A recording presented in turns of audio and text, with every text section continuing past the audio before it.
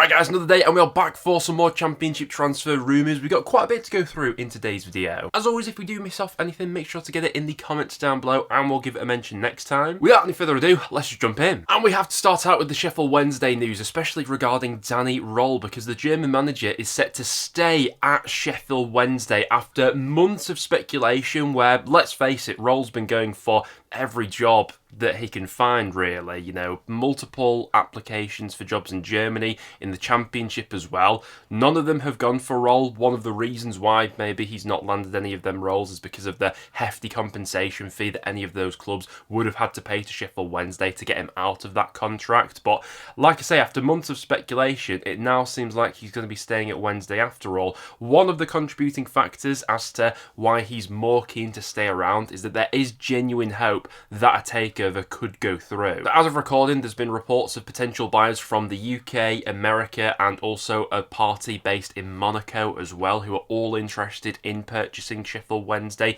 Things could move quite quickly with that as well. But Wednesday fans, what's your overall verdict on how these last few days have been? It seems like there is maybe a little bit more light at the end of the tunnel now. With Rohl, it's a difficult situation, isn't it? Because it's a tricky one. How do you walk back into that dressing room when everyone at the club is aware that you were trying your best to get out of there this summer? But can you blame him given the circumstances? I think for some Wednesday fans, that relationship will take some time to mend with the manager after everything that's gone down this summer. But there's no doubt, for me personally, in the current situation that Sheffield Wednesday are in, Danny Rohl, I absolutely think, is the best manager to try and get the best out of that squad and see what will happen next season. And it looks like the end is finally in sight for Leicester City's managerial search, because Martí Cifuentes has verbally agreed to become the new Leicester boss. We've had months of speculation regarding this, and looks like they finally landed on their man in Cifuentes. I think it's an interesting appointment. I have thoroughly enjoyed having Cifuentes in the Championship over these past couple of years. I think he's done a tremendous job to bring QPR on,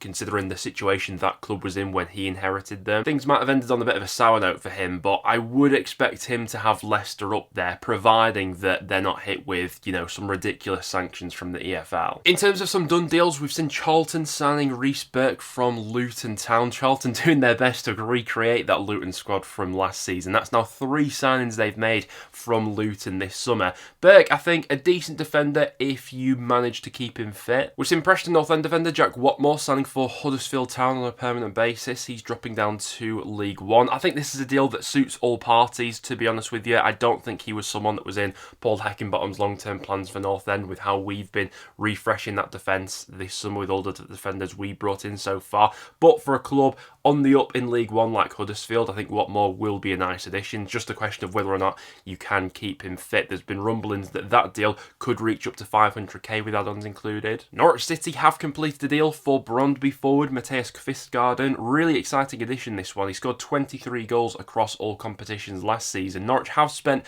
quite a bit of money on him. He's come in for an initial fee of 6.9 million. Signed a 4-year deal with the Canaries with the option of an extra year as well. We expect quite a bit of movement from Norwich over these next few weeks with some potential departures in that forward department, but bringing in a player like Kvistgaarden, I think is really exciting. We've seen West Brom signing Orne Hegebo. He's coming in from Brann in Norway. He scored 7 goals in his last 13 appearances for the Norwegian side. West Brom have paid a fee of around 4.7 million for the forward. It's been quite a slow and steady start to the window for West Brom, but they've definitely shown that they're willing to splash out a bit this summer with already big arrivals from the likes of Nat Phillips and now Hegebo as well. We've also had confirmation of Japanese attacking midfielder Kenya Fujimoto signing for Birmingham on a permanent basis, and another player that Blues have picked up on a free transfer as well. Birmingham have been really savvy in using the free agent market to their advantage this summer. Looks like a nice pickup, this one. He's coming over from the Portuguese league, where he got 10 goal contributions last season, 5 goals, 5 assists from midfield. We've also had confirmation of Southampton signing Damon Downs, a much needed forward acquisition for the Saints. You'd imagine he'd be one of their main men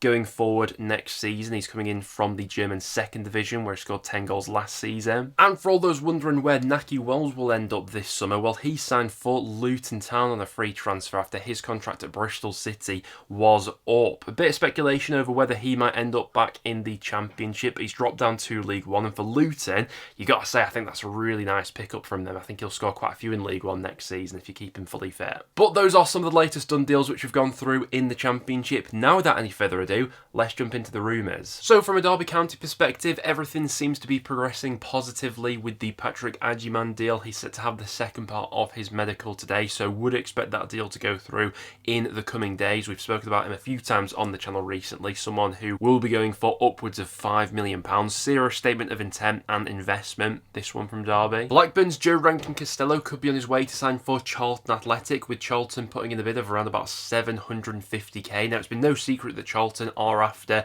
a new right back this summer. They've been chasing targets for quite some time. Rankin-Costello seems to be the latest player they're after, and I think this one will be an interesting move. He's someone who is fairly versatile, could plug a few different gaps for Charlton next season. The biggest thing with him is just keeping him consistently fit, and when you do manage to do that, I do think you've got a good Championship player in there. We're going back a few seasons now at Blackburn, but remember one year in particular where he was really good there. I want to say under John Dole Thomason. He's only 25 years old, only started in 13 league matches for Blackburn last season, but like I say, you get him into the right system, you've got a good player there. Fulham youngster Luke Harris could be on the move this summer. He spent last season out on loan with Birmingham in League One, where he scored 3 league goals from midfield. You've currently got the likes of Charlton and Derby, who are both interested in him. The interesting Blackburn defender, Callum Britton, isn't going away, along with Derby, who have been interested for quite some time. You've also got the likes of Wrexham and Middlesbrough, who are also keeping tabs on his situation as well. Blackburn understandably want to keep him, want to get him tied down to a new contract. He is heading into the last year of his deal at Ewood Park. One avenue that Blackburn could explore if Callum Britton is allowed to leave this summer is Cody Drammer, who's been sounded out as a potential replacement in that department. Now, Drammer's someone who there's been a lot of interest in this summer. We've seen Preston having a bid rejected, Derby have had a bid knocked back earlier in the window as well. I think that was a loan approach initially that they went in with. I think Charlton have been interested as well. Blackburn, the latest club to add to that pile. But one deal that Blackburn have seemingly managed to get over the line is for Ryan Elbilioso, who'll be coming in as a right back and someone to challenge in that department. He came up through the Arsenal Youth Academy, but has spent the last few years playing in Belgium. He's 23 years old, and you'd imagine would be coming in as someone to push for a starting place. And Ajax midfielder Sivert Mansverk is another player who's on Blackburn's radar at this moment in time. Now, he is someone who we've seen in the Championship last season. He spent the second half of last season out on loan with Cardiff. It was tough to get a proper reading on him, if I'm being honest with you, because he was obviously coming into a Cardiff side who were in a very difficult situation, obviously ultimately relegated. I thought we saw some flashes of quality from him, but like I say, given the circumstances of that loan deal, it was tough to get a proper read on him, in my opinion. Danish defender Matthias Ross has just been released by Galatasaray, and there are plenty of Championship suitors going after the 24-year-old. Currently, you've got the likes of Preston, Charlton and Millwall, who have all shown an interest in the 24-year-old. It does feel like those 3 clubs in particular have consistently been linked with the same players this summer, doesn't it? Especially Preston and Charlton, who have gone for multiple of the same targets. So let's wait and see who wins the race for him. Montpellier winger Othmani Mama looks to be the latest player heading to Watford. He's flown over to England to hold talks with the Championship club. He featured 12 times in Ligue 1 for Montpellier last season. Going off the latest reports and how much we've spoken about Watford on some of the previous videos, it looks like these next few weeks could be quite busy for them. There have been several inquiries for Southampton youngster Tyler Diblin, who obviously impressed in the Premier League last season. You've currently got the likes of Manchester United, Tottenham, Forest and West Ham, who are all interested and have seemingly inquired about his services in recent weeks. The only sticking point is that Southampton are holding firm on his valuation. They want upwards of 50 million for the youngster this summer. As of recording, no Premier League side has been prepared to splash that amount of money, so we'll have to wait and see what happens with that over these next few weeks. I mean, they'd be amazing in the Championship next season, wouldn't they? Speaking of someone who won't be in the Championship next season, though, that applies to Borja Sainz, who is on his way to sign for Porto, a deal being in place with the Portuguese side for just upwards of £14 million. That includes add-ons, according to reports. I think we all know that this one was inevitable after the season that Sainz had just had. The amount of interest in him as well, obviously, earlier on in the window, there were a few sides from Spain interested, some clubs from Turkey as well, but looks like Porto have won the race to sign him. And it looks like Mikey Johnston could be sticking around in the Championship after all, because his lucrative move to Flamengo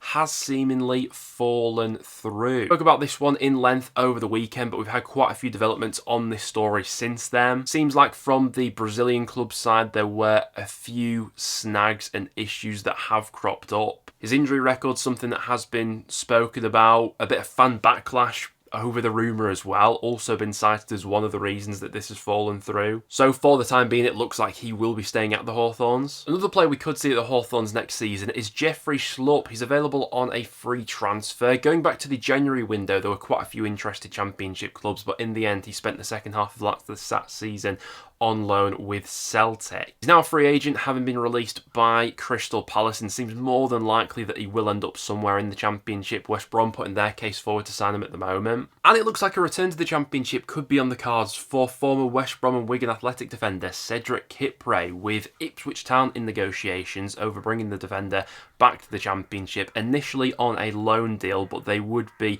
prepared to pay around about £4 million for him if they are promoted back to the Premier League. Now, Kipre, someone who I am a massive fan of, thought he was absolutely brilliant at West Brom, particularly in that last season for them in the Championship. I thought he was really good that season, brilliant at Wigan previously as well. Good age at 28, someone who can play the ball and is a strong defender himself. It does look like Deji Kisama is on his way out of Sheffield Wednesday. There have been a few inquiries from Championship clubs who are keeping tabs on his situation, but looks more than likely that he's going to be heading to Rangers instead. The 21-year-old, highly rated at Sheffield Wednesday, someone who came up through the PSG Youth Academy, showed some real flashes of quality for Wednesday over these past few years, but the current financial situation the club finds themselves in, they're in need of making some of these sales while they can right now. And not the news that Millwall fans want to hear right now regarding Ivanovic, but there is plenty of talk about the Millwall striker potentially moving on this summer. Fabrizio Romano has just put out another update regarding the Millwall forward